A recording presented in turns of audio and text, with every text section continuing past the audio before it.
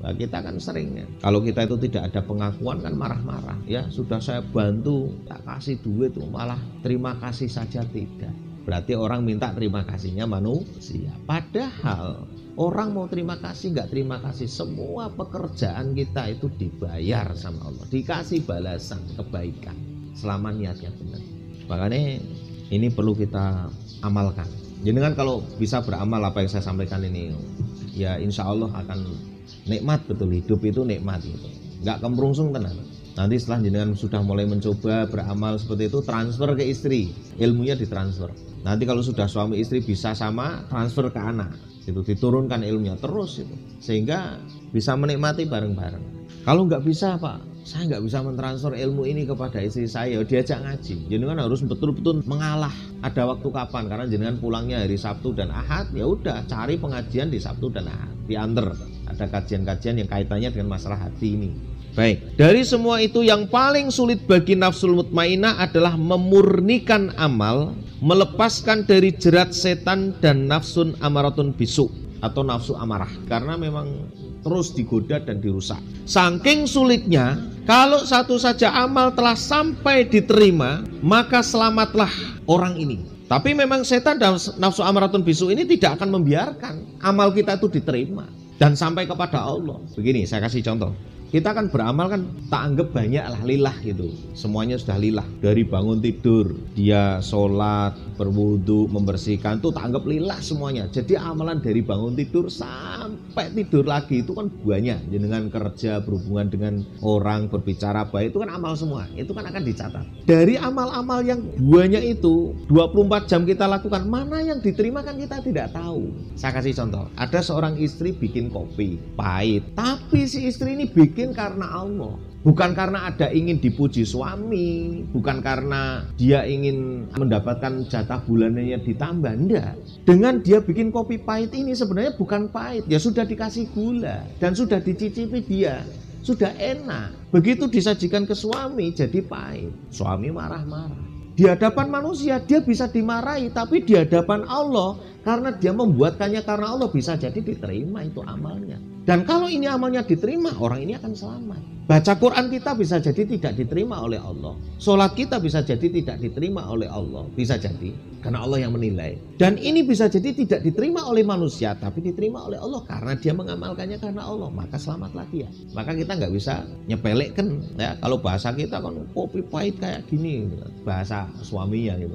Padahal dia sudah kerjakan karena Allah. Makanya yang dituntut ikhlas, memurnikan amal itu bukan hanya istri yang bikinkan kopi, yang minum kopi pun dituntut ikhlas. Wong ini amal juga. Kamu minum itu karena apa? Kalau karena Allah, ya akan diterima amalan minum kamu gitu loh. Kalau orang itu paham nih sampai ke situ ilmunya, ya wis nggak ada ribut. Yakin 100% saya. Kalau ilmu ini paham, dituntut ikhlas karena Allah. Yang bikin kopi ya dia lillah, nggak ingin ada harapan dari suami. Yang minum kopi juga lillah, mau pahit mau apa yang penting saya minum karena Allah sudah. Nyenengkan bojo dapat pahala, minumnya dia bismillah dapat pahala. Coba menutup aibnya istri dapat pahala. Pahala tok padahal cuma minum loh. Nah ini kan luar biasa kalau kita mau ke arah itu. Makanya kita tuh nggak pernah menyadari bahwa itu bagian daripada amal-amal kita. Makanya kalau kita mau berbuat baik seperti yang tadi saya ceritakan itu tidak mudah. Nafsu yang amarah ini akan selalu bujuk-bujuk itu. Istrimu tau nggak becus bikin kopi, lemparlah wis, lempar dia. Si istri dibisiki sekalian, tuh suamimu kan nggak pernah berterima kasih sama kamu. Dia sudah lempar pakai gelas, kamu harus lebih besar mangkok. Udah lempar, gantian mangkok. Ya wis lempar-lemparan, pecah semuanya. Ini karena apa? Nggak ngaji.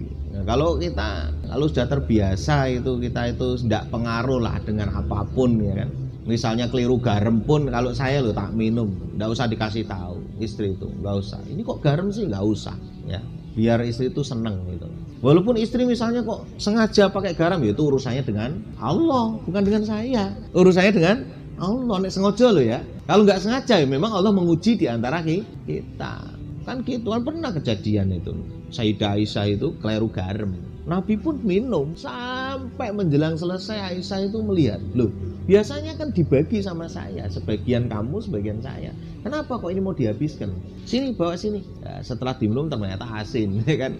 Minta maaf. Nah, gitu. Kejadian begitu, tapi kan tidak akhirnya jadi ramai. Baik, sehingga ada seorang ulama yang mengatakan begini, demi Allah, kalau aku tahu bahwa satu saja amalku telah sampai kepada Allah, lalu amalku diterima, aku lebih bahagia dengan kematian, melebihi kebahagiaan pengembara yang sampai pada keluarganya. Dalam riwayat yang lain, Ibnu Umar mengatakan, seandainya aku tahu bahwa Allah menerima salah satu dari sujudku, tidak ada barang gaib yang aku dambakan daripada kematian.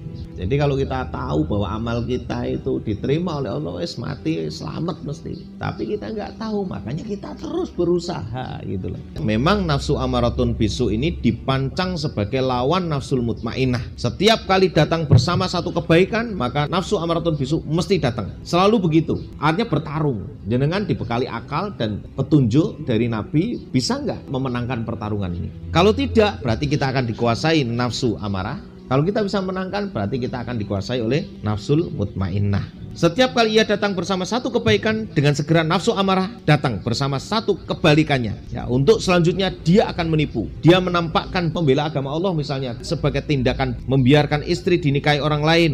Terus dibisik-bisik lagi, nanti istrimu diambil orang loh, gitu loh. Biar tidak membela agama Allah, maksudnya gitu. Termasuk ngaji, termasuk sedekah. Banyak sedekah terus Pak mangan opo, Pak bayar SPP ini sokondi, terus begitu, ya kan? Jadi kan perhatikan, pasti ada perlawanan. Setiap kebaikan yang jenengan mau lakukan, itu pasti ada perlawanan kebalikannya. Inilah diantaranya amaratun bisu. Insya Allah materi nafsu ini alhamdulillah sudah kita selesaikan. Nanti kita akan masuk pembahasan muhasabah.